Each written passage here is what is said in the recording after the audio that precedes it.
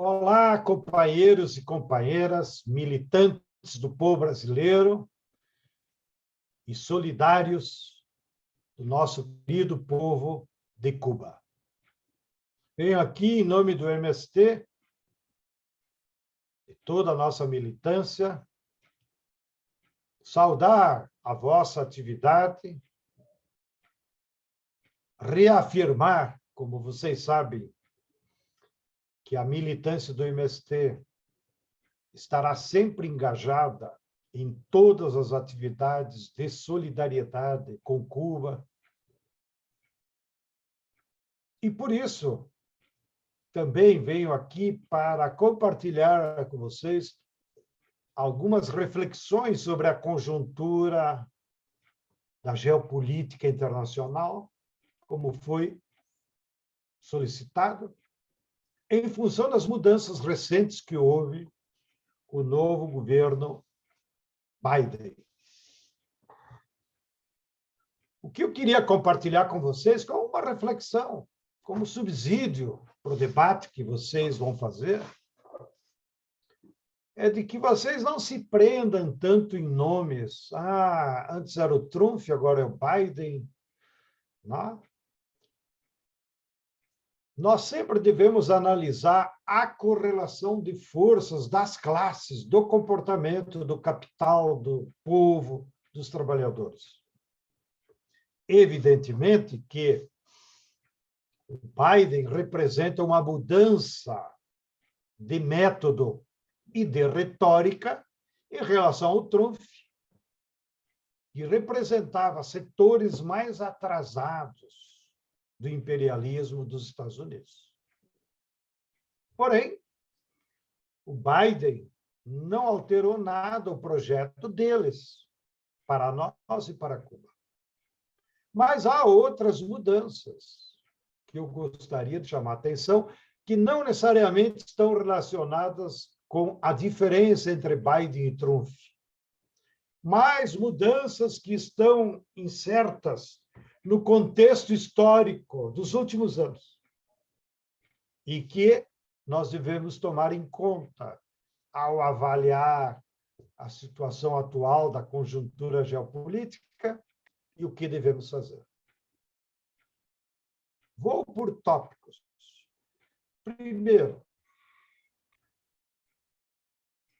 nós estamos vivendo uma crise do modo de produção capitalista em todo o mundo. É uma crise profunda, estrutural, não é uma crise conjuntural ou de ciclos. Por isso que os pensadores aí nossos têm nos dito que desde a Revolução Industrial de 1750 é a pior crise do capitalismo. Porque afeta todo mundo e porque, na atualidade, o capitalismo é dominado pelo capital financeiro e pelas corporações transnacionais. E, portanto, essa crise será prolongada. E a contradição fundamental que eles têm é que esse modo de funcionar do capitalismo, hegemonizado pelo capital financeiro e pelas corporações, não organiza mais a produção para atender às necessidades da população. Portanto, será uma crise permanente enquanto nós não nos superarmos. E, como consequência dessa crise geral do modo de produção capitalista estrutural, é que nós estamos assistindo à decadência do império dos Estados Unidos. Eles deixaram de ser o principal poder econômico capitalista. O próprio PIB dos Estados Unidos, que durante a década de 70 era o maior PIB do mundo, agora já foi ultrapassado pela China. E se nós somarmos China, Índia e Rússia, nós temos que a maior parte do PIB mundial é esses. E os Estados Unidos controlam apenas 18% do PIB mundial.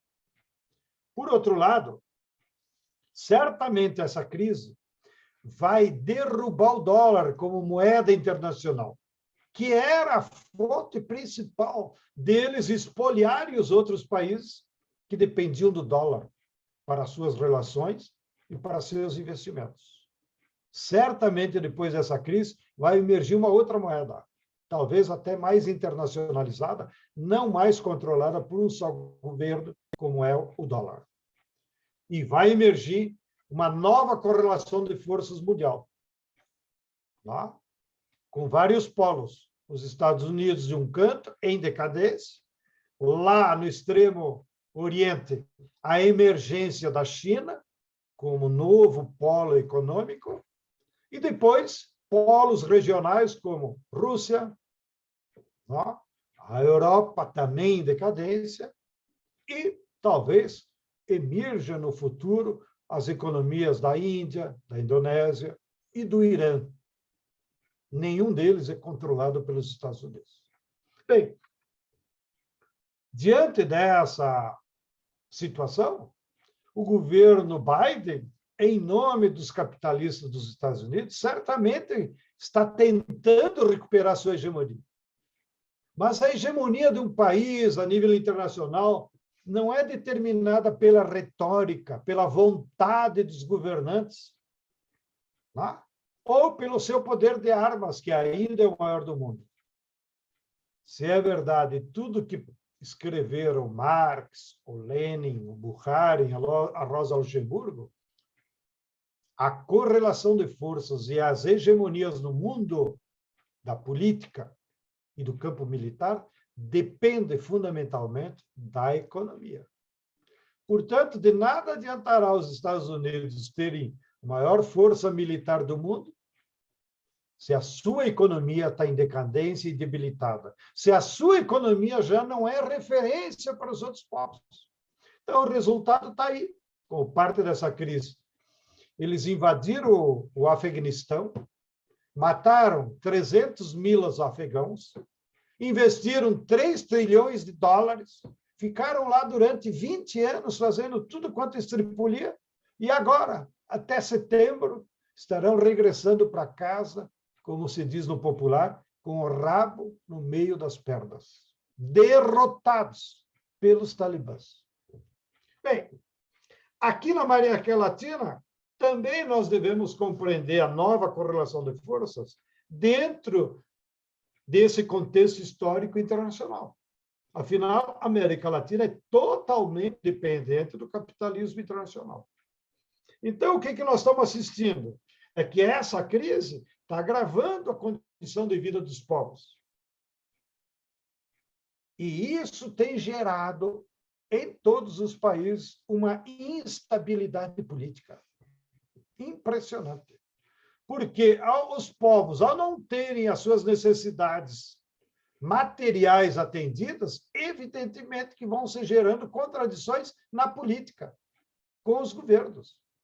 E notem, os países que estão em maior crise política, nos vários setores da América Latina, são os países que estão sob controle subordinado dos Estados Unidos. A América Central,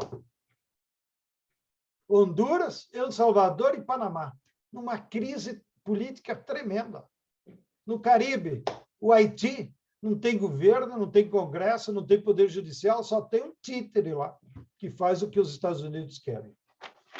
Na América do Sul, olha a Colômbia, fiel aliado dos Estados Unidos, utilizado, inclusive, para fazer provocações permanentes com a Venezuela, está lá numa crise tremenda, com violência política, com greve geral em plena pandemia. Né? E o mesmo nós podemos dizer do Equador, tá bom, elegeram um banqueiro, vai ser solução para alguma coisa? Para nada, só adiaram o desfecho da crise. Agora, temos as eleições do Peru, que pode alterar, inclusive, para a esquerda, o Chile em completa crise, né? E aqui no Brasil, não precisa nós comentar. Mas o que eu quero chamar a atenção é isso, que mesmo aqueles governos que se submetem à hegemonia americana na América Latina são os que estão mais em crise. E, portanto, o domínio americano não resolve nada. Tá? Bem, por último, o que se altera, então, para a luta de classes para nós, para o povo cubano? Na minha avaliação, dos muitos diálogos e debates que tenho participado nas últimas semanas e meses, o foco da luta de classes agora, contra Cuba e contra nós, é a luta ideológica. Mais do que luta econômica ou luta militar, inclusive. Do lado dos Estados Unidos, a síntese do que significa a luta ideológica deles contra nós está no livro Guerras Híbridas. Recomendo. Todo militante dos comitês de solidariedade a Cuba tem que conhecer esse livro, que foi publicado pela Expressão Popular, entendê-lo, dominá-lo, sabê-los de cor e salteado. Porque aí são documentos analisados das estratégias das Forças Armadas Americanas. E aí está demonstrado como o Império não lhe convém mais botar mariners. Vocês acham que eles não gostariam de ter invadido a Venezuela?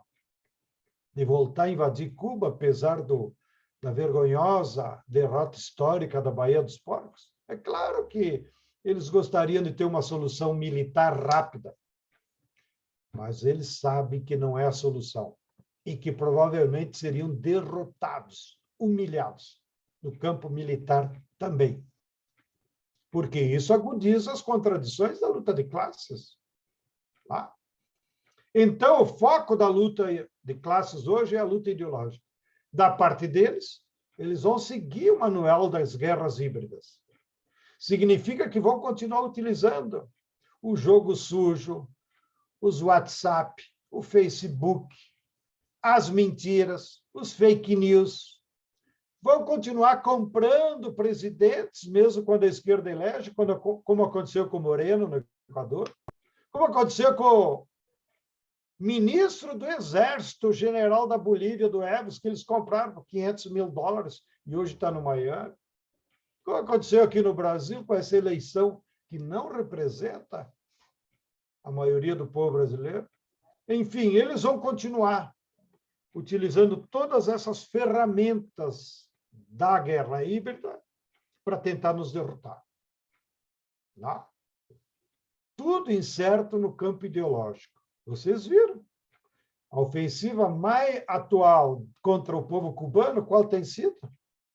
Igrejas pentecostais, que infiltraram lá no meio do povo, que foram as que derrotaram, inclusive, a possibilidade do matrimônio homoafetivo em Cuba.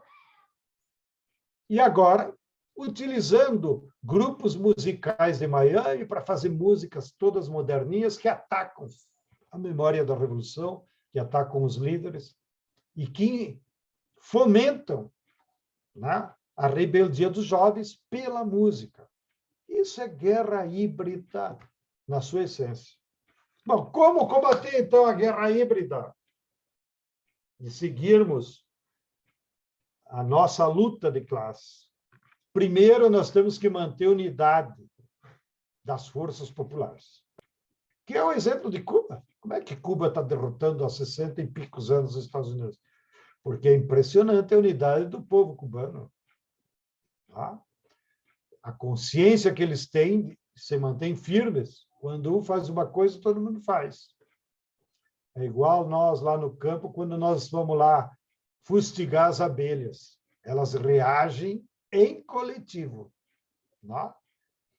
Eu acho que o exemplo das abelhas é o melhor, inclusive, porque as abelhas têm uma essência biológica delas, que quando uma delas morre, ela é atacada, ela emite um sinal ou um cheiro que todas as outras se voltam contra o agressor.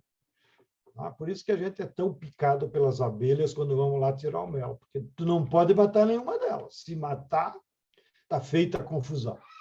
Não? Bem, então, o exemplo da unidade das forças populares. Agora não é tempo de nós ficar disputando picuinha. Segundo, é o princípio da solidariedade. Nós temos que ser solidários com todos os povos que lutam. E, sobretudo, que é o tema de hoje, a solidariedade com o povo cubano. Solidariedade em tudo. tá? Como uma prática de vida, não só apenas em eventos. Ah, ou agora estão fazendo campanha para comprar seringa. Isso é de menos. Tá?